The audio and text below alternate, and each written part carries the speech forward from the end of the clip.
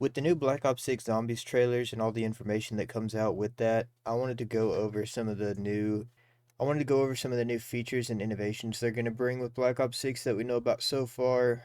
This list could really change at any time. Just when COD Next comes out, it's probably going to be outdated even by then because we're going to get Liberty Falls gameplay, and right now all we have for that is like a 5-second overview of a piece of the map. The way I want to do this is I'm going to set it up in two different categories. The first category I'm going to do is go over the in-game features, like in the map when you start up the game and you get in, you're going to see on the map what new features you're going to see and explain what they do and where they're going to be at. And then in the second, I want to go over the full game affecting changes, like the innovations to the systems and the other mechanics, like the weapon kits and the loadouts and such. So let's go ahead and get into the first category here with the in-map features, and then we'll move into the big picture after that. First, we're going to go over the set crew of four, and there's going to be two separate crews. They're both going to be specific to each map. They're going to be cannon crews, but as well as you're going to be able to switch to operators whenever you like. So the first crew that we know of is going to be Weaver, Dr. Gray, Carver, and the new character that's looking for their brother in the prison. The crew for Liberty Falls isn't known yet, but it could either be a callback to another crew like the transit crew, or it could just be entirely operator focused. As well as it could be just a brand new set of characters in general that are going to coincide with Terminus because the two maps do take place at the same time. With that, we're going to have two Zombies maps at launch at least with Liberty Falls and Terminus. The Atmosphere, we're going to be getting two Zombies map at least with launch with Liberty Falls and Terminus. I don't know if they're going to do like a Black Ops 3 type thing where if you get the season pass, then you get a third extra map.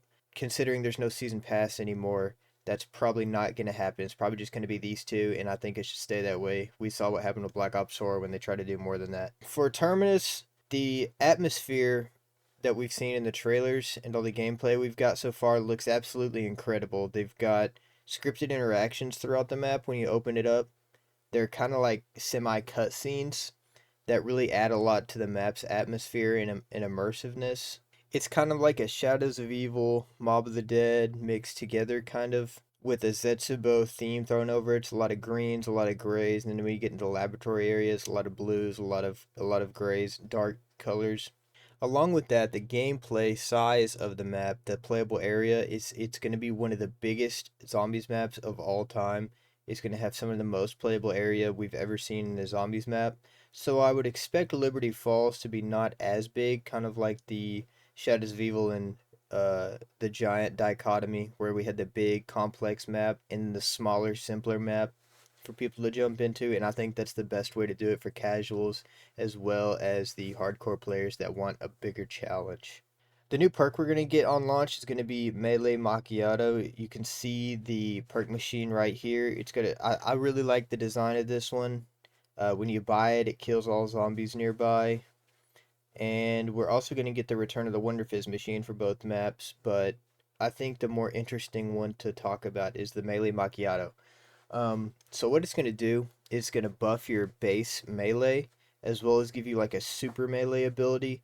And honestly, in the early rounds, the buffed melee could be good, but after that, the super melee is really going to be carrying this perk. Hopefully, it'll be super good on like the boss zombies for this map. And moving into that, the boss zombies on the map are look amazing. The Terminus boss zombies, the Lovecraftian looking boss, the Parasite reskinned looking mini bosses. They're probably going to take the place of dogs and be kind of like Shadows of Evil, where they just fly around and they're easy to kill, just projectile enemies. Both maps are also going to have the Mangler returning. It's got the new armor on it. It looks a lot more modern than the Black Ops 3 version of the Mangler. As well as when they're killed now, the weapons will drop and you can actually use the Mangler's weapons against the zombies. On top of that, there's going to be a Mangler-esque suit that you're going to be able to use in Terminus. I'm not sure how you get that yet or what quest you're gonna have to do, or if it's a part of the Easter egg. It's probably gonna end up being a part of the Easter egg, knowing Treyarch. But it looks interesting, kind of like the ability in Advanced Warfare, Goliath. That's what it's called. Kind of like in Descent, where you have to use the Goliath for the Easter egg. I assume it's going to be kind of reminiscent of that Easter egg step. Moving into the overarching game changes, we have some returning features from Cold War and Black Ops 3, like there's going to be at least 20 new Gobblegums at launch, and they're probably going to add more post-launch if Black Ops 3 is any indication of that, because Black Ops 3 started off with the classics and a certain amount of megas, and by the time we got done, there was more classics and almost double the amount of megas. Activision is definitely going to push that hard. They're going to get a lot of money out of it if it's still a microtransaction kind of thing. I assume it will be with the pre-orders being able to give you 20 of them. I assume you're just going to be able to buy them. I don't know if it's going to be the same thing with Monty's Factory. They're definitely going to be still in the game. They're definitely still going to have microtransactions because that would make way too much money, just like the operators, to get rid of. The HUD for this game is going to be fully customizable as well, so we really don't need to worry about having another Black Ops 4 situation where we have an absolutely atrocious HUD. We can actually move the HUD or customize it to be exactly how we prefer it to be. So everybody's HUD is going to be completely different, and I find that really interesting and a unique way to do it. I really applaud Treyarch for taking it in this direction, for innovating in this way, just like the Omni movement. The Omni movement is absolutely going to change the way we train, the way we maneuver the maps, the way we get around everything, because it's just a complete system change to World at War, Black Ops 1, Black Ops 2, Black Ops 3, Black Ops 4, Cold War. We have not seen anything like this in zombies before, so it's absolutely going to cause new metas. It's going to cause new training strategies. It's probably going to cause problems at first. There's probably going to be glitches because any movement system like this is going to cause that kind of thing. It's going to be absolutely atrocious at first for glitches, but they've had a long time to work on this game, so hopefully it's not going to be too bad. Weapon kits are coming back in the game, as well as the camos you can equip. So think Black Ops 3 with the weapons kit on that front, as well as loadouts making a return from Cold War. I'm personally not a fan of that, but I get it.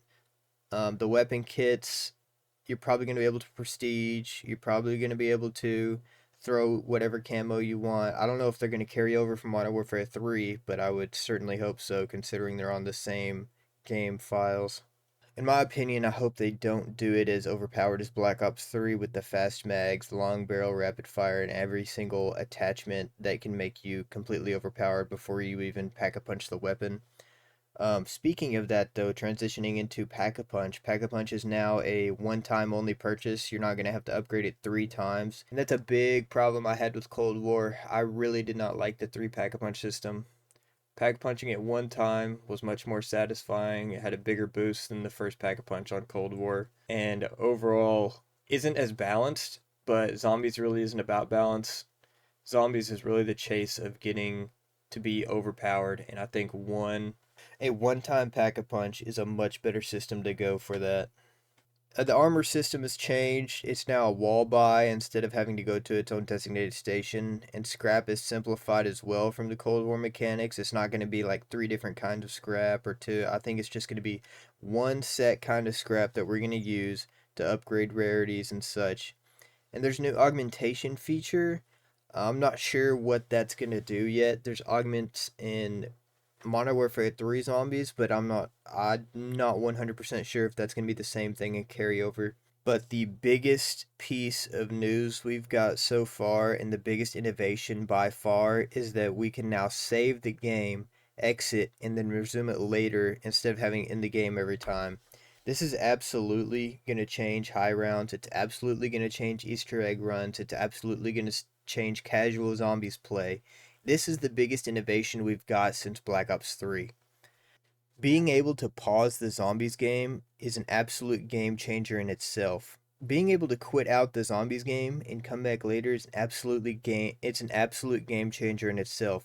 And it's got me thinking if we're going to have the problem with round 255, because the issue there is that it runs out of memory, if I'm understanding it correctly. And I'm wondering if you can quit out the game and resume it later, if there's still going to be an issue with that. But we'll see about that when we get there. I know Cold War was people were able to get into much higher rounds, but that was also a much easier game. I'm not sure. I haven't looked into Cold War high rounds, so I'm wondering if you can do this with public matches or custom games with friends. I'm wondering how that'll work, or if it's just going to be a solo only. Mechanics of it being for multiple players are kind of iffy, so I'm not sure how they would pull that off without it being atrocious to people that aren't the host of the game. Moving into the end of this video, I wanted to throw out one theory, and that is Liberty Falls is just Transit Bus Route B. We're seeing the return of the jet gun, and looking at some of the structures of this map, and looking at the Dark Ether Church, it's really reminiscent of Transit's church that we saw. I know it's a simple thing to say because it just looks like a generic inside of a church, but with the jet gun returning and then making it a point to show that to us in the last few seconds of the trailer, I'm thinking it might actually be a valid theory and something that we could look forward to and look more into as time gets closer and we get more gameplay for Liberty Falls. We should be getting more gameplay in about 3 days from now. Yeah, we should be getting gameplay for Liberty Falls in 3 days from now. And with that, we're going to get a lot more information. I'll be sure to cover that here. Thank you all for watching. Anyways, like, subscribe, leave a comment on the video, and I'll see you in the next one.